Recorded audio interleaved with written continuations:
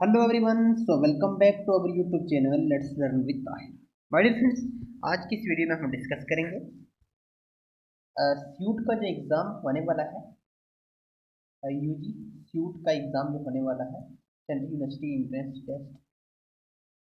तो उसका जो जर्नल पेपर है उसके आज कुछ इंपॉर्टेंट एमसीक्यू डिस्कस करेंगे। उसमें एक टॉपिक मेंशन किया गया है, general knowledge and current affairs. तो जनरल नॉलेज के रिलेटेड आज कुछ वो प्रीवियस ईयर पेपर के जो कुछ इंपॉर्टेंट क्वेश्चन है वो डिस्कस करेंगे। सो स्टार्ट करते हैं बिना किसी देरी के। आज का जो हमारा क्वेश्चन नंबर 1 है, क्वेश्चन नंबर 1 में क्या पूछा गया है जी?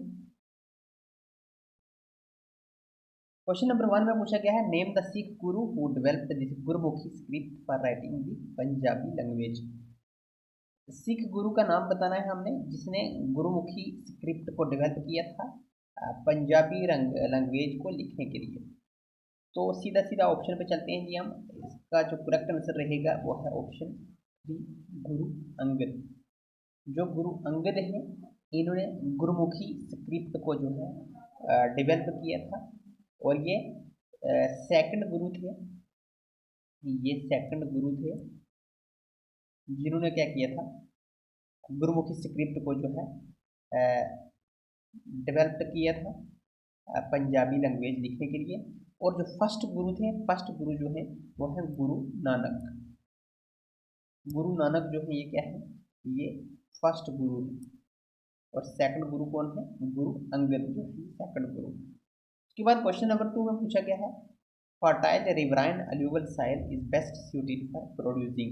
जो फर्टाइल रिवराइन अलूवल साइल है ये किसके लिए सूटेबल रहती है, किस चीज़ को हम जो है प्रोड्यूस की, इस सॉइल से कौन सी चीज़ जो है वो प्रोडक्शन होती है, किस चीज़ की प्रोडक्शन होती है। तो इसका जो करेक्ट ऑप्शन है वो है ऑप्शन 1, राइस। जो राइस है इसकी प्रोडक्शन करते हैं हम किस कौन सी फर्टाइल रेवरान अलूवल साइल से।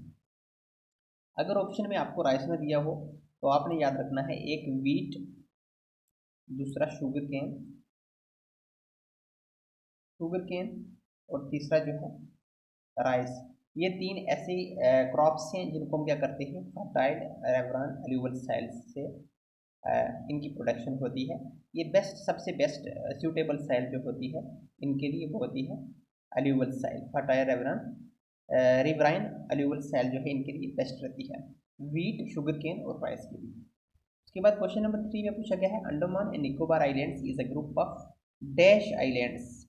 जो अंडमान एंड निकोबार आइलैंड्स हैं जो हमारी यूटी है, वो कितने ग्रुप का आइलैंड है? तो जो ऑप्शन 4 है ये करेक्ट रहेगा। 572 जो है इसके ग्रुप ऑफ आइलैंड्स हैं, 572 टोटल ग्रुप्स हैं, उनसे मिलकर जो है वो अंडमान एंड निकोबार आइलैंड्स जो है वो बनता है। उसके बाद है क्वेश्चन नंबर 4 में पूछा गया है, 49th parallel is the boundary line between which two countries. जो 49th पैरेलल लाइन है वो कौन सी दो कंट्रीज के बीच में जो है बाउंड्री बनाती है? तो इसका करेक्ट ऑप्शन रहेगा ऑप्शन 1, यूएसए एंड कनाडा। जो यूएसए और कनाडा है इनके बीच में जो 49th पैरेलल लाइन जो है ये बाउंड्री बनाती है, इंटरनेशनल बाउंड्री बनाती है किसके बीच में? यूएसए और कनाडा के बीच में। उसके बाद है क्वेश्चन नंबर 6। क्वेश्चन नंबर 5 में क्या पूछा गया है, in which part of the Indian constitution are centre state relation mentions. Indian constitution का कौन सा पार्ट है जिसके अंदर सेंटर और स्टेट के जो रिलेशन है वो मेंशन किए गए हैं? तो इसका जो करेक्ट ऑप्शन रहेगा वो है ऑप्शन 2, पार्ट 11 जो है, आर्टिकल 245 टू 255, पार्ट 11 और आर्टिकल 245 से लेकर 255 जो है ये क्या करते हैं, ये हमें बताते हैं जी सेंटर स्टेट रिलेशंस के बारे में हमें बताते हैं।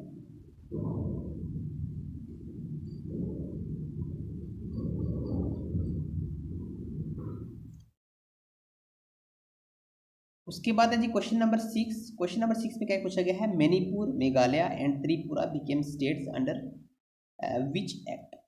जो मणिपुर है, मेघालय है और त्रिपुरा ये स्टेट बनी थी कौन से एक्ट के अंदर? तो इसका जो करेक्ट ऑप्शन रहेगा क्वेश्चन नंबर 6 का वो है जी option number 4, north eastern areas reorganisation act 1971। 1971 का जो एक्ट आया था रीऑर्गेनाइजेशन एक्ट 1979, जैसे हमारी जम्मू एंड कश्मीर यूटी जो है 2019 का रीऑर्गेनाइजेशन एक्ट जो आया था उसके अंडर बनी थी। इसी तरीके से ये जो है स्टेटें बनी थी कौन से एक्ट के अंदर, north eastern areas reorganisation act 1971, उसके तहत जो है ये स्टेटें जो है ये आती हैं 1971 एक्ट के अंडर आती है। उसके बाद क्वेश्चन नंबर 7 में पूछा गया है जी, the amount of light entered into eye can be controlled and regulated by. जो अमाउंट ऑफ लाइट जो है वो इंटर होती है हमारी आंखों के अंदर जो है वो जाती है, उसको कंट्रोल और रेगुलेट उसको करने का काम कौन करता है, तो इसको करता है जी ऑप्शन 3 पीपल। पीपल जो है ये क्या करता है, रेगुलेट करता है, कंट्रोल करता है, जो भी लाइट हमारी आंखों के अंदर जो है वो इंटर होती है उसको कंट्रोल करने का काम और रेगुलेट करने का काम जो है पीपल का होता है। उसके बाद ये ऑप्शन 2 में दिया गया है यहाँ पे कॉर्निया। कॉर्निया जो है आई का ऐसा पार्ट होता है जो क्या करते हैं हम किसी को दूसरे को डोनेट कर सकते हैं। उसके बाद है रेटिना। रेटिना पे जो है क्या बनती है, रेटिना पे जो है वो इमेज बनती है, हमारी आंखों में जो इमेज बनती है वो रेटिना के ऊपर बनती है। उसके बाद है ऑप्शन 1 में आयरिस। तो आयरिस का मुझे आप जो है कमेंट बॉक्स में बताएंगे कि आयरिस का काम क्या होता है। आयरिस जो है वो आंख के अंदर जो आयरिस होता है उसका क्या काम होता है, ये आप मुझे कमेंट बॉक्स में जरूर बताएंगे, आपके लिए क्वेश्चन है ये। उसके बाद क्वेश्चन नंबर 8 में पूछा गया है, Tipu Sultan and British East India Company signed the treaty of Mangaluru in the year dash.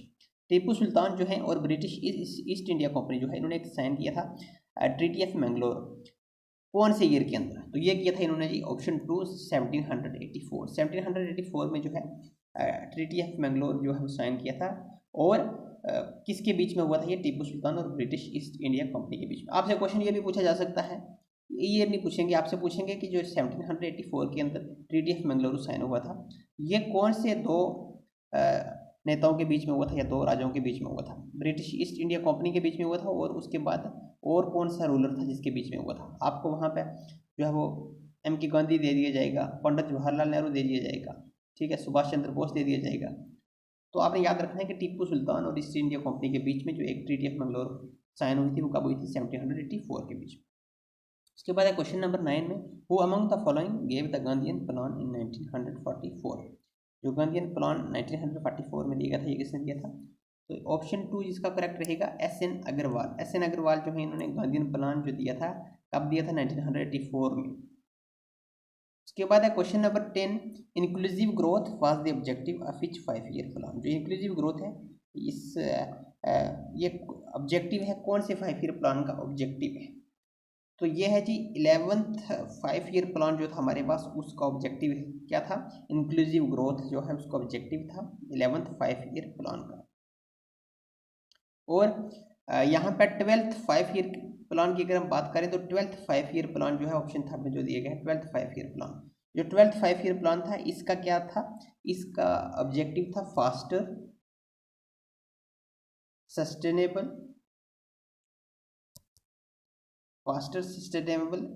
And inclusive growth. Faster sustainable and inclusive growth ये किसका ऑब्जेक्टिव था, 12th 5 ईयर प्लान का ऑब्जेक्टिव था। और अगर हम 11th की बात करें तो 11th 5 ईयर प्लान का जो ऑब्जेक्टिव था वो था इंक्लूसिव ग्रोथ। और जो 12th 5 ईयर प्लान था ये 2012 से लेके 2017 के बीच में जो है ये बनाया गया था। और 11th 5 ईयर प्लान जो है ये 2007 से लेके 2007 से 2012 के बीच में था। 2007 से लेके 2012 के बीच में जो है वो 11th 5 ईयर प्लान था, और 2012 से लेके 2017 के बीच में जो है वो 12th 5 ईयर प्लान था। और ऑब्जेक्टिव मैंने आपको बता दिया, 11th का जो है क्या था, इंक्लूसिव ग्रोथ था, और 12th 5 ईयर प्लान का जो ऑब्जेक्टिव था faster sustainable and inclusive growth. ठीक है जी। उसके बाद चलते हैं क्वेश्चन नंबर 11 के ऊपर। क्वेश्चन नंबर 11 में क्या पूछा गया है जी, where is the headquarter of European Union located. जो यूरोपियन यूनियन है उसका हेडक्वार्टर कहाँ पे लोकेटेड है, तो इसका जो हेडक्वार्टर है वो है लोकेटेड जी ऑप्शन नंबर 3 ब्रुसेल्स बेल्जियम के अंदर जो है इसका हेडक्वार्टर लोकेटेड है। अब हेडक्वार्टर यहाँ पे पूछ लिया है, नेक्स्ट आपको किसी पेपर में शायद ये भी पूछ सकते हैं कि यूरोपियन यूनियन जो है इसमें कितने टोटल मेंबर आते हैं। तो यूरोपियन यूनियन की अगर हम बात करें तो इसमें टोटल मेंबर जो है वो 27 मेंबर आते हैं जी। 27 मेंबर का जो ये ग्रुप है, और इसका जो हेडक्वार्टर है वो ब्रुसेल्स बेल्जियम में है। और ये फॉर्म कब हुआ था, जो यूरोपियन यूनियन है ये कब फॉर्म हुआ था? ये हुआ था जी 1993, 1993 के अंदर जो है ये यूरोपियन यूनियन जो है इसको बनाया गया था। और इसके टोटल मेंबर की अगर हम बात करें तो 27 इसके टोटल मेंबर हैं। और इसका जो हेडक्वार्टर है वो ब्रुसेल्स बेल्जियम के अंदर है। इस वीडियो के अंदर हमने सिर्फ 12 क्वेश्चन ही डिस्कस करने हैं, बल्कि इसके साथ जो आपको एक एडिशनल इन्फॉर्मेशन मिल रही है ये आने वाले एग्जाम के लिए जो है वो इंपॉर्टेंट और रेलिवेंट हो सकती है। उसके बाद क्वेश्चन नंबर 12 जो है, the Aligarh movement was started by, जो अलीगढ़ आंदोलन थी ये किसके द्वारा स्टार्ट की गई थी? तो सीधा आंसर पे चलते हैं हम जी, ये की गई थी जी यहाँ पे ऑप्शन में सैयद अहमद खान, सर सैयद अहमद खान जो है वो, सर सैयद अहमद खान, ऑप्शन 4 जो इसका करेक्ट रहेगा। सर सैयद अहमद खान के द्वारा जो है ये Aligarh movement was started by Sir Syed Ahmed Khan के द्वारा ये स्टार्ट की गई थी। ठीक है जी। अगर आपको वीडियो अच्छी लगी है डियर फ्रेंड्स तो वीडियो को लाइक और चैनल को सब्सक्राइब जरूर करें, और कमेंट बॉक्स में मुझे ज़रूर बताएं अगर आपको ऐसी इस किस्म की वीडियो चाहिए। तो जब तक आपका एग्ज़ाम होता स्यूट तब तक जो है वो मैं आपके लिए वीडियो जो है वो कंटिन्यू लाता रहूँगा, मुझे कमेंट बॉक्स में आप ज़रूर बताएं। सो वीडियो अगर अच्छी लगी है तो वीडियो को लाइक, और चैनल पर अगर फर्स्ट टाइम विजिट कर रहे हैं तो चैनल को सब्सक्राइब जरूर करें, और साथ में लगी बेल आइकन को जरूर प्रेस करें ताकि आने वाली जो भी कोई नई अपडेट होगी उसकी नोटिफिकेशन अब तक इजीली पहुंच जाए। सो at the end of the video, thanks for watching. As always, God bless you all.